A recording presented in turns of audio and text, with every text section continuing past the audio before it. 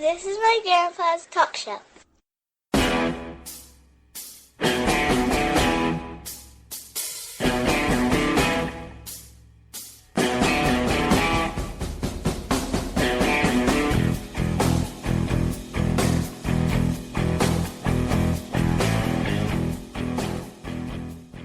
Hello and welcome to Nature Talk News, brought to you by James from the Sunshine State of Southwest Florida.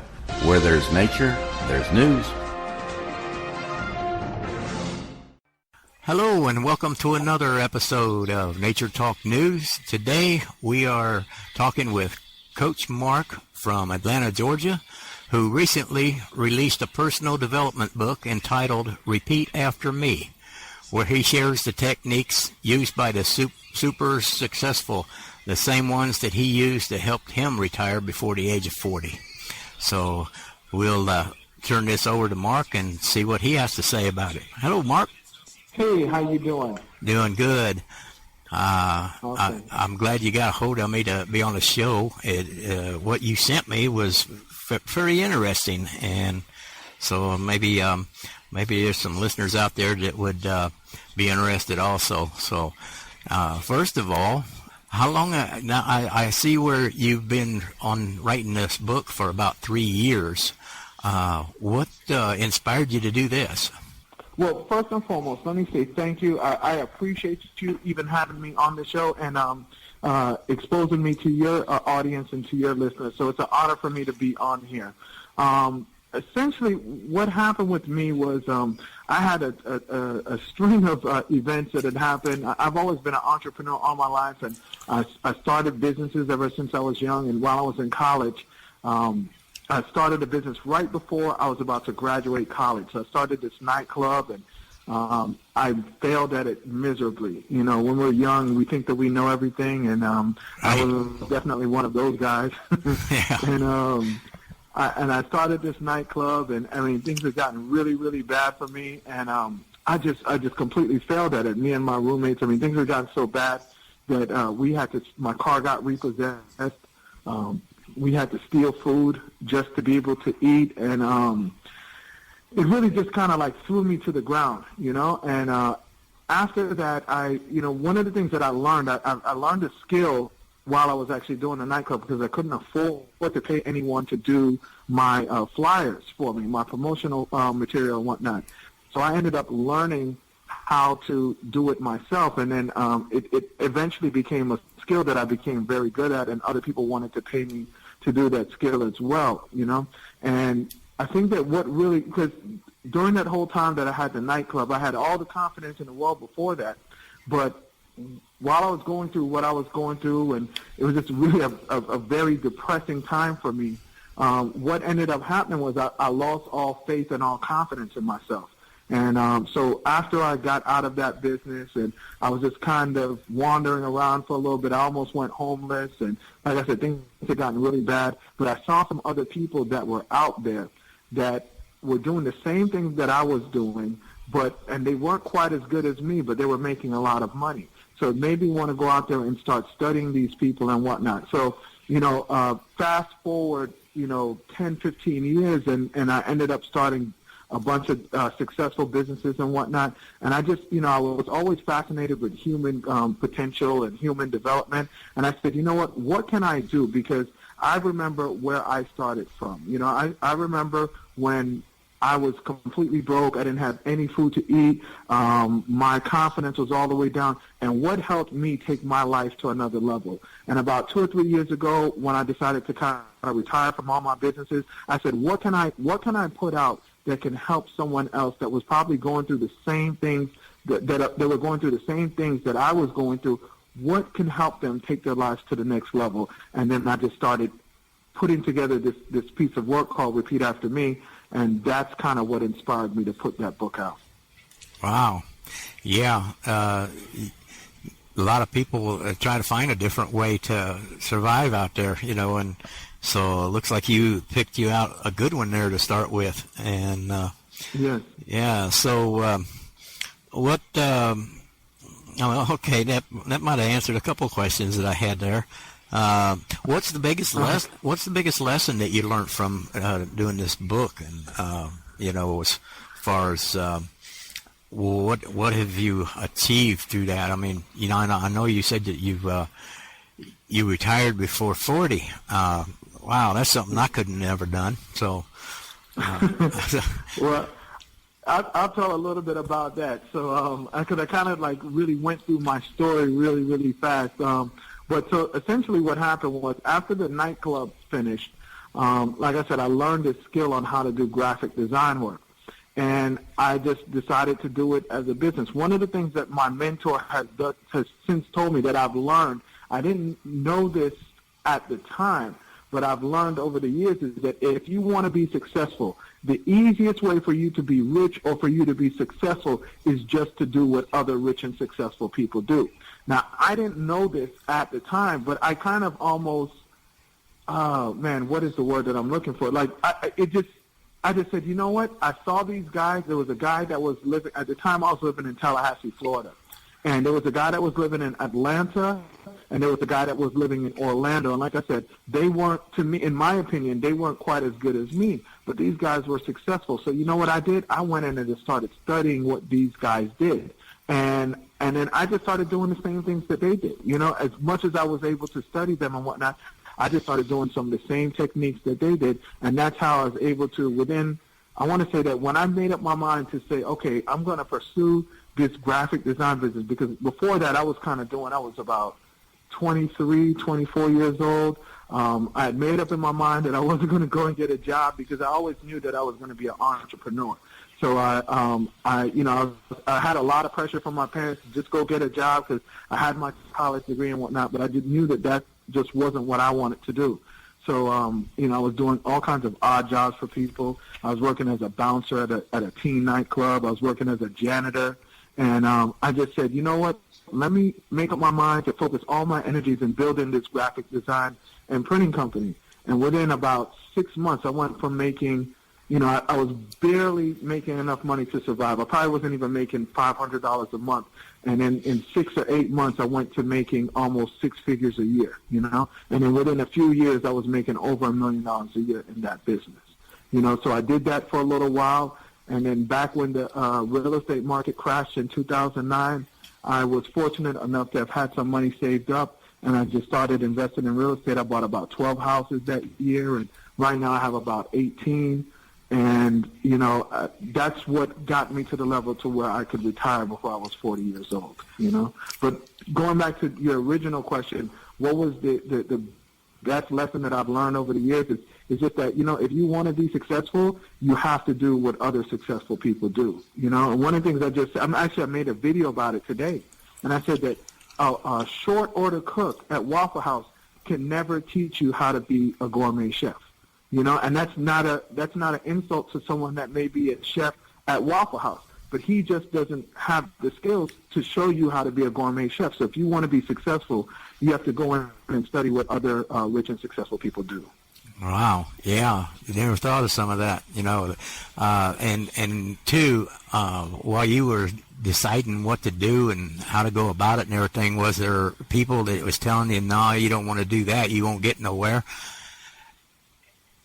Absolutely. You're going to always have people that don't see your vision, that don't see your dream. And that's why you have to do something that you're really passionate about. And a lot of times what I tell people is that it's not that they doubt you or they doubt their dream. A lot of times people doubt themselves, So then now, because they look at themselves and say, man, I couldn't do that, now they want to impose that on you, and they don't think that you can do that. But that's why you have to believe in yourself first before you expect anyone else to believe in you. So what I am now is I don't consider myself to be a life coach or anything like that. I'm more so a believability coach. And what I try to do is just encourage others, help them to develop belief in themselves, because once they have this belief in themselves, that's what they need. Like that's probably one of the top qualities. I've studied over the last 3 or 4 years. I've studied all the millionaires and all the billionaires, all the most successful people. I mean, when I tell you, I go in and I watch all their documentaries, I watch their interviews, I read their books. I have over 1,000 books at my house. I have thousands of audio books, thousands of ebooks, and I study success. And one of the top qualities that every successful person has is that whatever it was that they were doing, they had belief, whether it would be in themselves or in the project that they were working on. So I feel that that's like one of the key factors, one of the key tools that you need in order to be successful is that belief. Because once you believe that you can do something, that's what's gonna make you not quit at it. You know, that's gonna make you, and that's another tool that you need to have perseverance. You know, but the reason why most people don't have perseverance in whatever it is that they're doing is because they don't really have a strong belief that it will be successful. All right. Yeah. Now, when you first started, I'm sure it's probably just like going through school. You know, if you hang out with the crowd all the time and you just kind of slack off a little bit because you don't fit in with them, I'm sure you had to separate yourself a little bit from the people that are talking about this to you. It'd probably be hard unless you was really set your mind to do what you're out to do. When you first started, and then you seen that it wasn't exactly going the way it should be or as fast as it should be, you probably had that little fine line of wanting to give it up and do something else, but what kept you going?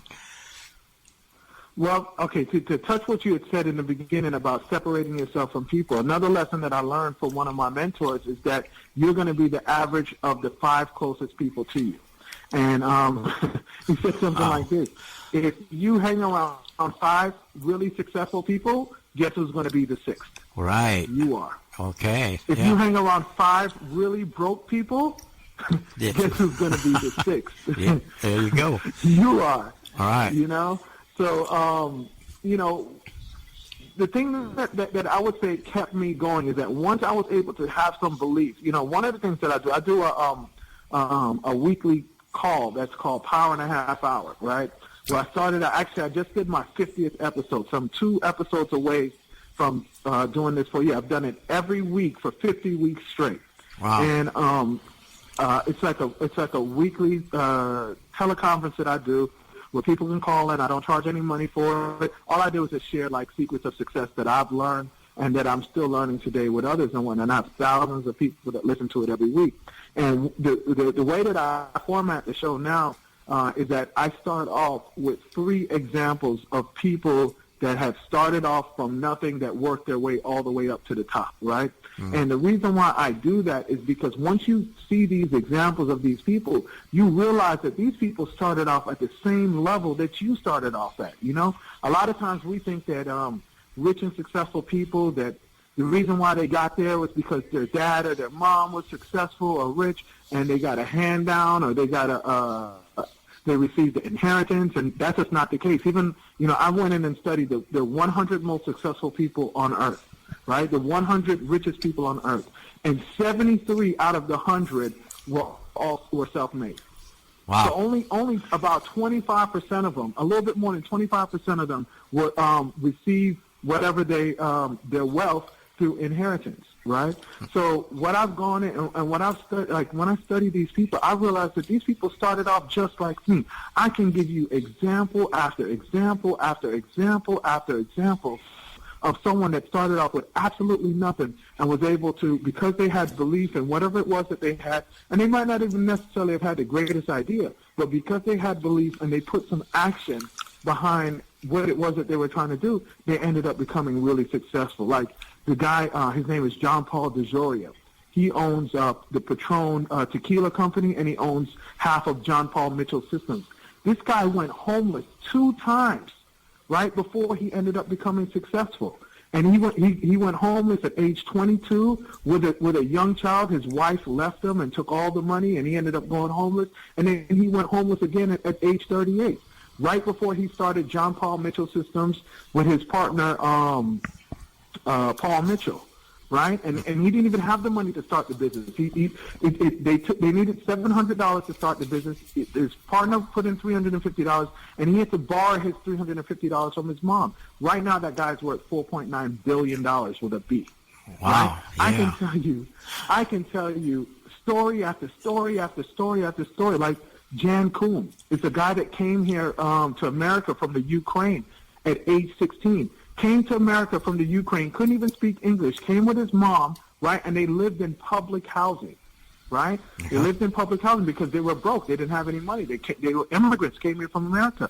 The guy 3 years ago just sold his app company called WhatsApp to Facebook for $19 billion, right? Yeah. I can tell you stories. So like I said, the reason why I profile all these different people is because once you start hearing these stories over and over and over again, you start to say something. You start to say, well, hey, hold on. If that guy could do it, that guy really isn't any better than me. He's not any much smarter than me. If he can do it, why can't I do it too? And I think that that's what happened with me, with those guys that I kind of started to study and pattern myself. I said, you know what? These guys aren't any better than me. If they can be successful, and I didn't even know how successful they were. They just drove, at the time I'm 23, 24 years old, and these guys had really nice cars. So, I mean, at that time, I was a lot younger, so that's how I looked at success. Like, hey, this guy has a nice car. He must be making a bunch of money. He must be successful. And then I just told myself the same thing. Like, hey, you know what? If these guys can be successful, they don't have the level of skill that I have, and I'm sure that their work ethic, because that's one thing that I always had was phenomenal work ethic, then I was like, hey, I can be just as successful as them. And I think that's what kind of kept me going along. Right. Yeah, and so and too, a lot of people look at it like, well, look how much money I made. Look what all I can spend it on. But you put your money into something that would grow. You said you bought some houses and things, and so Absolutely. all the money that you invested in things was something that would bring in more money for it. So, Absolutely. Yeah. Either you're going to work for money or money's going to work for you. Yeah. And you got to choose. And I was fortunate that right, you have to choose. And I'll never forget. I learned that lesson. I read Rich Dad Poor Dad, I think in 2008. And now I never was one, even when I was making a lot of money in the early days of my business, I never really blew a lot of money, Right. I never had any really bad habits or anything like that. So I never really blew a lot. But I wasn't smart enough to realize that I needed to have my money work for me. And then it was, I remember driving to, I was driving to Destin, Florida, on vacation to the beach. And I remember listening to Robert Kiyosaki's Rich Dad, Poor Dad, and he said something that just made all the sense in the world to me. He's like, instead of going out there and taking your money and buying this fancy car, go out there and buy an investment that can pay for the fancy car. Not that you can't have the fancy car, but you just have to defer it for a little bit. Invest your money in something that will pay you back. And then now from the money that it pays you back, then you can go and buy a fancy car. I learned that same lesson from another book called The Richest Man in Babylon, Right. So, yeah. Wow. You really got yourself set, I mean, you're past that point where nobody's going to tell you can't do that. And now you're proving Right. it. You're proving it to the people that said you couldn't do it. And that's Absolutely. amazing. You really need to. Now this book that you have, that explains everything they need to know and how to have their inner thoughts of what they want to do and how to go about. Absolutely. Yeah. Yeah. So essentially, what I did with the book, right? Because I realized that everything that we need to take our lives to a whole nother level is probably going to be inside of a book, right? And I'm going to be honest with you. I didn't really start reading. I just turned 40 about, September? I just turned 40 about 4 months ago in May. And I didn't really start reading until, I want to say maybe about 30. Right? So maybe just over the last 10 years, because nobody ever expressed to me the importance of reading. Like, I just thought that reading was something that we had to do while we were in school. So after I graduated from college, I was like, man, I'm never reading a book again, right? And nobody really expressed to me how important reading. And I'm not talking about reading novels and Harry Potter, and that's all good. That's fine for entertainment. But basically, when you buy a book, especially if it's a good book, you're taking all the wisdom that someone has gained over a period of time and compressing it down. And most books you can read in 3, 4, 5, maybe 6 hours, right? So you're able to buy all that wisdom, right? All the mistakes that a person made, everything that they've gone through, in a book that costs you, what, $10 or $20? You can probably buy it used on Amazon for $5 or $10 used, and then you're able to take in all that wisdom. So that's what really kind of got me in the habit of reading. But a lot of people look at these books and they're really big, like the yellow pages of the Bible or whatever, they have all these words, and they're really intimidated by it. So I said, you know what?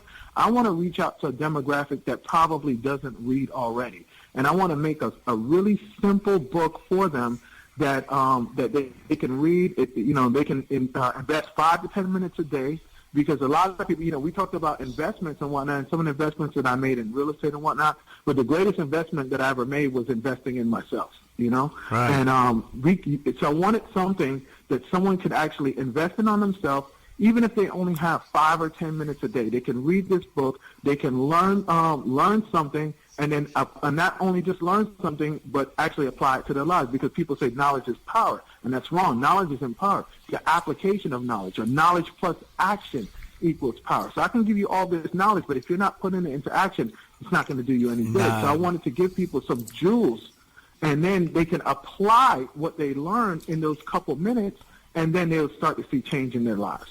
Right. So I made a really simple book that just 5-10 minutes a day, and in 30 days you'll be done with the book. And see, that's the kind of reading I can do, Right. I never sat down and read a whole book. I only read one book, and I think it was like 168 pages long. And I was so interested in it. And it was a Christian book called More Than Just a Carpenter by Josh McDowell. Okay. And I got interested in reading that when I first started, and I read that book until I was done with it, and I really remember everything it had said, because it was interesting. And Right. in this book that you've got, it would be interesting to people because they're learning a skill or a trade or a way of life, a way of living. Right. So, and you said now, Absolutely. you told me that you just released this book in July, and you're already over 3,000 downloads. Yes. Yeah. So what I've done is, I told myself that my biggest mission isn't necessarily about selling the book, right? Right. I wanted to get this book in as many hands as possible. So although I do have the physical version of the book that I sell, what I decided to do was I wanted to do something completely different that nobody in the publishing industry is doing. I wanted to give my book away to as many people as possible. So what I did is I set up a website that people can go to. It's www.repeataftermebook.com, and they can actually, all you got to do is put your name and your email address in, and it will send you a link to download the book for free. Wow. And what has happened since then is that I've had so many people download it. I'm getting orders for the book, because then now what happens is people are like, man, this book is absolutely amazing. But my grandma or my sister, they're not really computer savvy. They don't want to download, or I want the physical version of the book. So they'll come back and order the physical version of the book for me for free. But for me, whether they order it or not, that's not really the important thing. What's important is that they actually get this book, download this book, and just start reading it and applying the lessons that they learn in this book to their lives. And I've gotten, if you see the emails that I've gotten from like literally all over the world of people that have downloaded the book so far, and that they're applying this stuff and they're telling me how it's changing their lives. I had a young lady that had told me that actually. She messaged me today, but she's been messaging me for the last couple weeks and telling me about that. She's from Jamaica, and telling me how rough it is for her down there. She lives in a house that didn't have any electricity, and and she was thinking about doing some really immoral stuff just to be able to get money, just to be able to get by. But after she listened to like my audio call, my teleconferences, and started reading my book, she's just like, you know what? For the first time in her life, she actually believes in herself. She actually knows that she can become successful and whatnot. So that's what drives me more than the money. And let me tell you, I like money because money buys us freedom, right? And I like money just as much, but that's not my main goal with this book and with what I do now. Right. It's more so just to help people take their lives to another level. That's where I get my satisfaction from. Yeah, you're making money, helping people make money. Absolutely. Yeah. Absolutely. A lot of places out there, they'll sell anything they can get their hands on just to make money, and they don't care if it works or not. No. I was going to ask you if you had any feedback from this book, but yeah, you told me that. Yeah. Yeah, right. Oh, Now- yeah. I get, I'm telling you, I get emails and messages on Facebook and everywhere. I mean, from literally all over the world. I had another guy message me today, no, real story, from South Africa. And he's like, man, I love what you're doing. I downloaded your book, blah, blah, blah, blah, blah. I had a lady just order a set of books, I think 5 books from Australia that I just mailed out to her a couple of days ago. So, I mean, and the book has just only been out since July, like, 2 months now, I think. And I have people all over the world that are downloading it. And, I'm just trying to spread the message even that much further. And if it can kind of get people started on their journey, Right. That's amazing to me. A lot of people haven't never thought about the things that you've got in this book. Absolutely. And it helps them grow into what they want in life. Now you say you did a weekly show. Where would somebody go to listen to that? Okay, well, I do a live call every Monday night at 9 p.m. Eastern Standard Time. You can call in. The call-in number is 404-793-7050. And if you miss the show, you can just go to my website. I have I'm at show number 50 right now. So you can find me on iTunes. Just do a search for Power in a Half Hour, or do a search for Coach Mark, or you can go to my website, www.powerhh.com. And you can listen to any one of my past 50 shows. But if you want to call in live, you can call in 404-793-7050. And I do it every single week. Don't skip a week. I'm about to hit my 1-year anniversary, so that's an amazing thing. Oh yeah. And so I'm just really excited about what I'm going to, because next year I really plan to just do a lot of traveling, all over the world, and just continue to share this book and some of the other books and courses and programs that I'm going to release to just really help people take their lives to another level. I think that what has happened with most people is that life has kind of beat us up. We've had people, all through the years from the time we were small little kids telling us about what we can't do and what we can't do. And that's what really I feel hold a lot of people back, because we've gone through life and everyone's saying, oh, you can't do that. You're not smart enough. You're not rich enough. You don't have the money. You don't have these tools and whatnot. So, people have all this fear inside of them, and they're afraid to move forward. They're afraid to go after what it is that they want to do.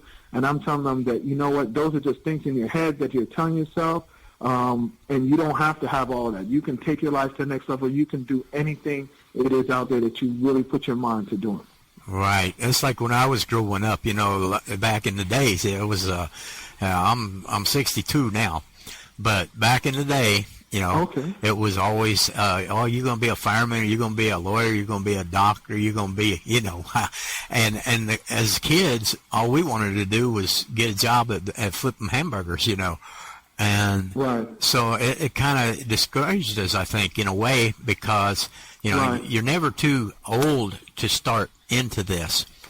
But back then it was just like it discouraged us, and then we ended up flipping hamburgers anyway, and then working our way up to where we are today.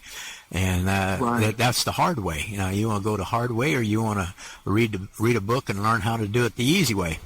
I mean, it takes Absolutely. it takes a lot of training yourself, to do this, to get up and do it and go for it and stay with it.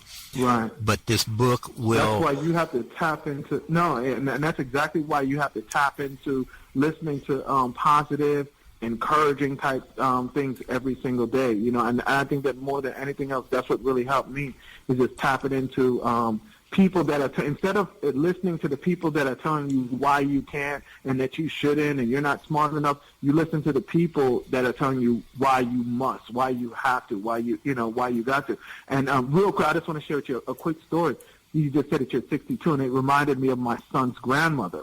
I ended up taking her and my son and then the rest of my family to Orlando, Florida on vacation this summer in June. And we were talking, we were driving, and we were talking, and she told me, I asked her, like, what did you always want to do? And she told me that she always wanted to become a nurse, right? And she's 62 now. Oh. And I was like, well, why don't you become a nurse? She's like, oh, I'm too old. I can't do it. There's no way I can do it. I'm too old to become a nurse, And I said, that's crazy. You can still become a nurse. So what I did, like I normally do, I went online and I found people that were becoming nurses that were nurses at 80 and 90 years old. Wow. Right? And I gave her a bunch of stories. So I started text messaging her and emailing her all these stories of people, of a lady that was still a nurse at 91 years old, and that planted the seed in her to say, you know what, maybe I can still do it. And you know what she did? She went and took action. When she got back, she lives in Memphis, Tennessee. So when she got back to Memphis, Tennessee, she started looking up, started researching it. And guess what? She enrolled in college. She's in college right now to become a nurse. Huh. And that's like, she called me yesterday. I'm gonna tell you, she called me a little discouraged after her first week because on her first test she got 1 out of 10 right? Right. But then we said, hey, you know what? At least right now, there's no way you can go but up, right? So that was during her first week. So she called me yesterday, and she said that she just did 2 tests, and she got the results back. One of them, she almost got a C. She got like she was like 1 question away from getting a C, and the other one she got an A. And she was a little bit down about the grade, the D that she got. It was almost a C. And I said, hey, no, think about it for a second, right? You got a 10% before, right? Now you just got a D, which was almost a C, and you got an A. If you average that out, that's close to a B. So right. You've increased almost 8 times because you went from a 10% to an 80%. You know what I'm saying? So I was like, just in 3 weeks, look at how much you've increased. You know what I'm saying? You've increased 8-fold. Right, because you went from a 10% average to an 80% average, Right. Yeah. And I say all that to say that, you know what, it's never too late to do whatever it is that you want to do. Because, and I'm going to tell you, I really was motivated to help her because, she was just telling me that this is the one thing that she wants to do more than anything else ever. She always wanted to be, and she thought that she couldn't do it. Now she's in school to become a nurse. Motivation. Now, you said that, and that's exactly what it takes. Somebody like you and your book to motivate somebody. You enjoy talking Absolutely. about it. You enjoy explaining it, and then you get people interested in it, and there you go. Well, we are out of time. I'm going a little bit over, but that's right. Okay. Is there anything else? Maybe a little short there. What would you say to somebody that was new at this?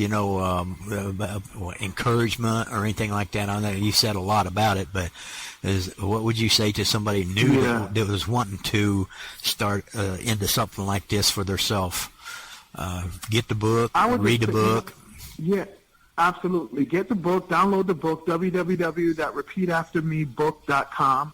And then, just make up your mind that, one of the things that they say is that most people on their deathbed, right, they never ever regret what they did. The only regrets that they have in life is what they didn't do. Right? And life is too short. Life is absolutely too short. So we have to make up our minds that, you know what, it's not, if we're still living here on earth, that means that there's still something more that we need to do. Right. And there's something more that we can do. So just make up your mind that, you know what, sometimes you have to be selfish and you just say, hey, I'm going to do this for me. I'm going to do this for me. I've seen so many moms that have given their whole life to raising their kids and to serving their husbands and all kinds of stuff or whatever. And now it's time for you to make a decision for you, that you're going to do something for you, Right. And I would just say, make up your mind that you're going to, and even if you don't have the confidence or the belief in yourself right now, just start listening to any sort of personal development. Start listening to people that motivate you, encourage you, and make you feel good. Put away some of the stuff that doesn't make you feel, some of the TV, and start to distance yourself from the people that don't make you feel good, and start bringing more of the people that make you feel good, that are encouraging you. And after a while, you will build up that confidence to do whatever it is that you need to do. All righty then. Well, Mark, we're going to shut it down here, and we really do appreciate you being on the show and telling about this. And it's an honor for me. Thank you. I appreciate you. Thank you. Yeah, and someday we'll have you back on here and find out how much better off you're doing and how you went from there. Thank you, sir. Yeah, so okay, so we were talking with Coach Mark, and we hope everybody enjoyed this show. And give us feedback. Let us know if you got that book, if how you liked it or whatever, and we'll get the word back to Mark, or you can give word back to Mark. Just tell him that you heard about it on Nature Talk News Show. And so until next week, enjoy yourself and have a good weekend, and talk to everybody later. All right, Mark, thanks a lot. Thank you.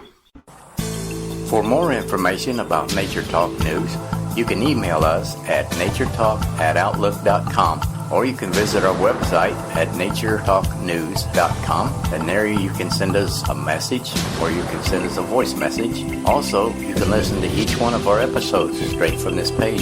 Share this with a friend and let us know what you think of our Nature Talk News show.